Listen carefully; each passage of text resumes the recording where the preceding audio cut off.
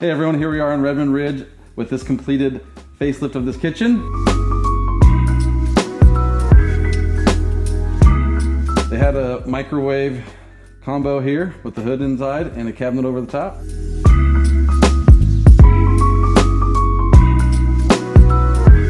Along with that, got new countertops, backsplash, and some under cabinet lighting. So part of this kitchen was to get the microwave from over the range to the island, and they went with the microwave drawer. Operates something like this, touchless. It has a control board so you can open it up, push your buttons, and close it when you're ready. Getting it into the island, out of the way of the range here, obviously clears up your countertops and overall look.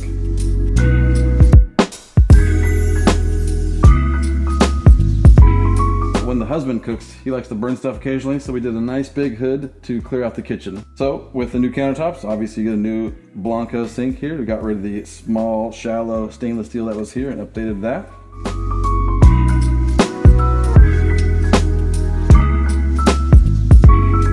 So part of the island update was to put in a new cabinet with pull-outs. Everybody knows how nice it is just to pull the stuff out like that, be able to slide it back in.